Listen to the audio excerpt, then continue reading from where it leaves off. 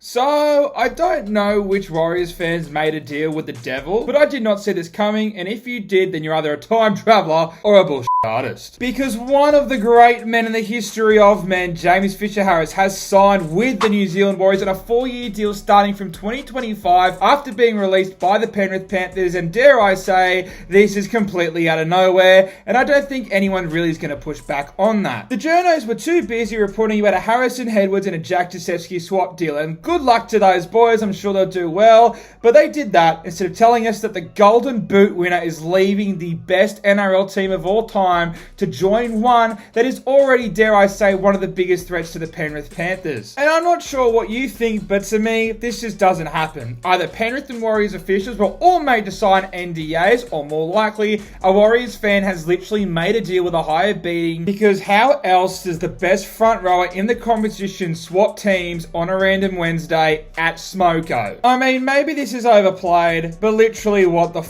because now not only is this the best Warriors signing of all time, actually I'll repeat myself, the greatest signing in New Zealand Warriors rugby league history, but also Penrith are seriously in the mud. Now obviously Penrith mud is much shallower than Tigers, Dragons or Bulldogs mud, but of all the years to lose the fish for Penrith, this is horrible timing. And look, I'm not an idiot. Obviously Cleary, Yeo and Edwards are still going to be there, so it's hard to see Penrith not be in the top 4 for the next 1,000 years, or until Nathan Cleary decides to go off and play in the Monsterverse. But they did already lose Luai, and now they've lost Fisher-Harris. These are two boys that I think most people, when they speak about the culture that's been built at the Penrith Panthers, they think of those two. Also, it's not just people who have helped build the culture as one of the most successful sporting teams of all time. It's also a top 3 5'8" in the competition, and the best prop, and probably the best forward in the entire competition. And I don't think, as much as people love to disagree with me, that they're going to push back on that after that grand final performance where Penrith scored all their points with Fish on the field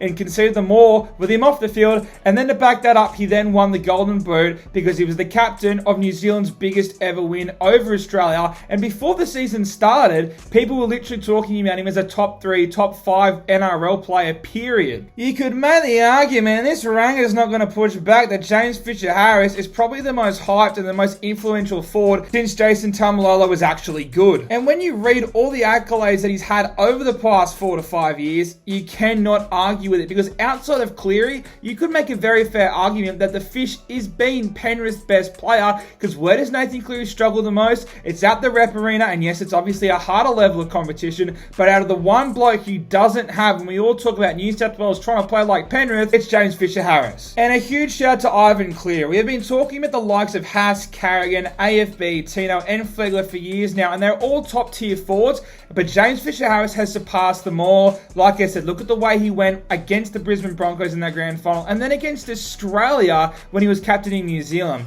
This man is a legitimate top 3 front row of all time. The only reason people push back on that is because unfortunately he does play for New Zealand, home of the sheep fetish, and he hasn't gotten to prove it in the State of Origin arena. But newsflash, man went and bossed that best State of Origin players 30-0 as the bloody captain. He's made 4 straight grand finals, won 3 straight comp, and after all the news along with Luai leaving, this definitely feels like the last dance of at least this first era of the Penrith Panthers dynasty. Obviously Nathan gets older and takes over the universe by himself, but this news has really come out of nowhere, and I have to imagine it's probably a mix of cap pressure for Penrith, because, well, they're still yet to unlock the Sydney Roosters level of salary cap extinction. But it is still shocking because of all the players to let go. Honestly, he'd be one of the final players I'd release, because like halfbacks, unless you have a top tier prop, you ain't winning this premiership, and this bloke has been the best front rower for the better part of half a decade. And I know many people aren't thinking this, but I'm just going to say that I don't think one performance from a cracked up Nathan Brown has changed that opinion. So it's time to do what rugby league fans do best, and they speculate when I absolutely have no idea what's going on. Now,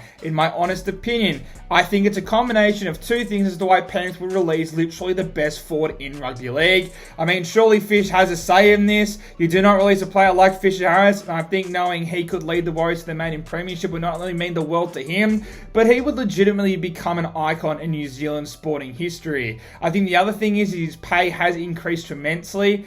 He was signed in mid-2021, and there's no doubt he's added a couple of zeros onto the value of his contract. And I don't think Penrith would have been able to re-sign him on the current 800 to 900k he was reportedly on. If he isn't on $1 million plus at the Warriors, especially with the money they have available with AFB heading to the Sharks, then I would legit shoot his manager, and he would be worth every cent of that $1 million plus. I do believe that maybe being a front rower, that he may not be worth that by 2028, but for the first couple years, he very much will be. And if we are being honest with the way sports science is going, we're going to be seeing grandpas playing the NRL fairly soon. Shout out to the great Kieran Foran. So obviously, while it is a disaster for Penrith, because I don't think they would have planned for this, considering not even the great Buzz Frothfield was talking about this story, for the Warriors, off the back of finally being on the referee's good side for once, they have just made their biggest signing of all time. And maybe that's more for Warriors to declare, but besides maybe what, RTS, I don't think it's close. And even RTS had nowhere near the accolades when he signed for the Warriors than what Fish has.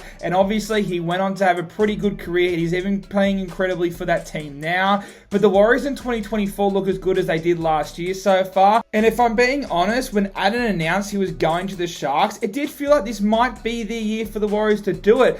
But now, dare I say, it feels like they may just be having another building year before actually going to win the comp with James Fisher-Harris. Now, obviously, we have no idea what could happen. And let's be fair, Dinkum, anything but a top 4 finish in a prelim appearance is what would be a disappointment for the New Zealand Warriors. But they are losing Adam Finau-Blake and are somehow getting a better player for him. And like I said earlier, a top 5 player in the entire competition. I mean, they could easily be considered favourites for the Premiership next year if they have another great year and then they get the Fish. It's just crazy how this happened. I mean, it's the biggest story / the biggest signing of the year, and no one knew, not even Buzz. And while you did rob us on the weekend, I'm so happy for Warriors fans, and shout out to the man who made the deal with the devil, because this really is a long-term sacrifice for the club. But God, I can't help but feel for Penrith fans. You're losing a top 3 player, and I think for a lot of Penrith fans that James Fisher-Harris might be their favourite player, and they're losing him on a random Wednesday at midday. But now with Fish and Luai leaving Penrith at the end of the year,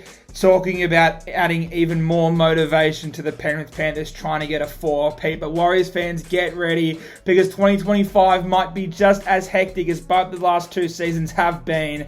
So the NRL as we know it may have just turned a corner. But ladies and gentlemen, let me know what your thoughts are on James Fisher-Harris signing with the New Zealand Warriors and a 4-year deal starting from 2025. Smash that like button, guys. Subscribe to the channel if you haven't yet already. And I'll see you in the next one.